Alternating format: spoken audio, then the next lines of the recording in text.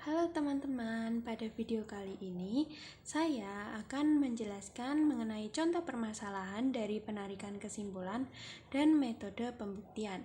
Sebelumnya perkenalkan, saya Pramelia Damayanti dengan NIM 2504020102. Mari kita langsung ke contoh soalnya.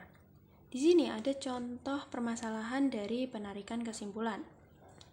Jadi, soalnya ini dalam sebuah kampus terdapat aturan sebagai berikut.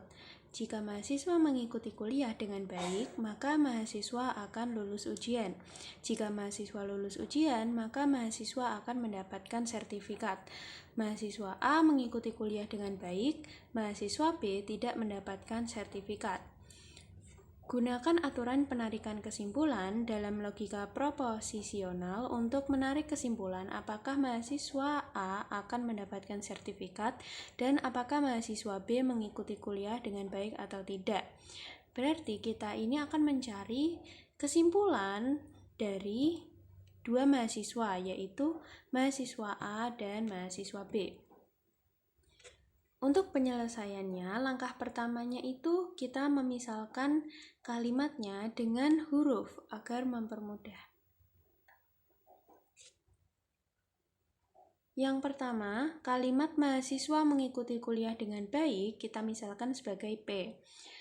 Ya, kalimat kedua, mahasiswa akan lulus ujian kita misalkan sebagai Q, dan kalimat mahasiswa mendapatkan sertifikat kita misalkan sebagai R.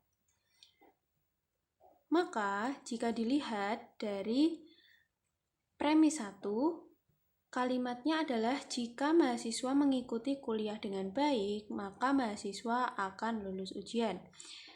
Kalimat berbentuk jika maka ini, jika dibuat dalam bentuk huruf ini akan bertanda implikasi. Kita tahu bahwa mahasiswa mengikuti kuliah dengan baik itu adalah P, dan mahasiswa akan lulus ujian ini adalah Q. Berarti karena kalimatnya berbentuk jika maka, berubah bentuknya bisa menjadi P implikasi Q. Begitu juga dengan premis kedua. Mahasiswa lulus ujian itu adalah Q, dan mahasiswa mendapatkan sertifikat itu adalah R. Maka bentuk implikasinya adalah Q implikasi R. Lalu yang ketiga adalah mahasiswa A mengikuti kuliah dengan baik. Karena kalimat mahasiswa A mengikuti kuliah dengan baik ini telah kita misalkan sebagai P. Makanya untuk menarik kesimpulan dari mahasiswa A, nomor 3-nya itu kita tulis P.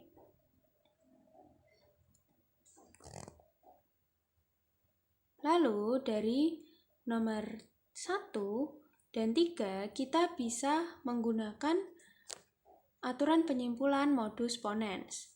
Mohon maaf teman-teman, di sini modus ponens itu seharusnya P maka Q dan terdapat P maka hasilnya itu adalah Q. Nah, dari pernyataan 1 dan pernyataan 3 kita bisa dapatkan Q dari 1 dan 3 di modus ponens. Lalu dari 2 dan 4 jika di modus ponens akan menghasilkan R. Sehingga kesimpulan untuk mahasiswa A yang mengikuti kuliah dengan baik adalah mahasiswa A mendapatkan sertifikat. Itu adalah kesimpulan untuk mahasiswa A. Lalu kita akan cari kesimpulan dari mahasiswa B. Yang pertama kita tulis lagi premisnya, yaitu yang pertama P maka Q, P implikasi Q, yang kedua Q implikasi R, yang ketiga negasi R, karena R ini adalah mahasiswa mendapatkan sertifikat, sedangkan premis keempat adalah mahasiswa B tidak mendapatkan sertifikat, yang berarti ini merupakan pernyataan kebalikannya, maka diberi tanda negasi. Lalu, di sini kita bisa terapkan modus tollens, di mana P implikasi Q dan terdapat negasi Q, maka hasilnya adalah negasi P. Dari premis 2 dan premis 3 itu kita dapat modus tolenkan sehingga menghasilkan negasi Q. Dari premis 1 dan keempat di modus tolens menghasilkan negasi P. Sehingga kesimpulan untuk mahasiswa B yang tidak mendapatkan sertifikat adalah mahasiswa B tidak mengikuti kuliah dengan baik. Lalu kita lanjut ke contoh permasalahan dari metode pembuktian. Di sini buktikan bahwa untuk setiap bilangan asli n dan 5 pangkat n, min 3n itu terbagi habis oleh 2. Gunakan metode pembuktian induksi matematika. Jadi, untuk membuktikan 5 pangkat n dikurangi 3 pangkat n ini terbagi habis oleh 2, kita bisa menggunakan pembuktian induksi. Pertama, kita misalkan Pn sama dengan 5 pangkat n dikurangi 3 pangkat n. Lalu langkah yang pertama, untuk n sama dengan 1, maka kita ubah n-nya menjadi angka 1. Maka 5 pangkat 1 dikurangi 3 pangkat 1, sehingga hasilnya ini adalah 2. Maka benar untuk n sama dengan 1. Mengapa benar? Karena 2 itu terbagi habis oleh 2. Yang kedua untuk n sama dengan k. Maka huruf n kita ganti dengan k. Menjadi 5 pangkat k dikurangi 3 pangkat k sama dengan 2m. Dengan m anggota bilangan bulat. Yang ketiga, untuk n sama dengan k plus 1. Maka huruf n kita ganti dengan k plus 1. Menjadi 5 pangkat k plus 1 dikurangi 3 pangkat k plus 1. Ini sama dengan 5 pangkat k dikali 5 dikurangi 3 pangkat k dikali 3. Jika 5 pangkat k dan min 3 pangkat k ini kita kurungkan bersama dan dikali 5, maka kita bisa tambahkan dengan 2 kali 3 pangkat k. Mengapa ditambahkan dengan 2 kali 3 pangkat k?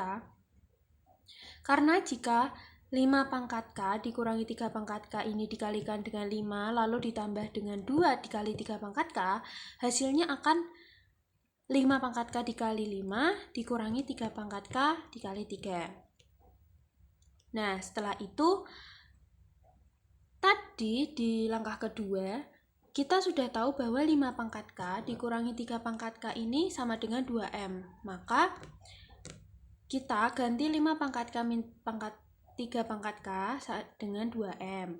Lalu dikali 5 ditambah 2 dikali 3 pangkat k.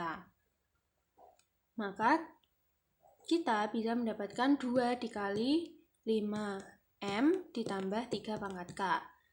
Lalu kita misalkan bahwa 5m ditambah 3 pangkat k ini sama dengan m. Maka 2 dikali 5m plus 3 pangkat k ini sama saja dengan 2m. Yang berarti 2m ini terbagi habis oleh 2. Maka terbukti bahwa 5 pangkat n dikurangi 3 pangkat n ini terbagi habis oleh 2. Sekian dari materi yang dapat saya sampaikan.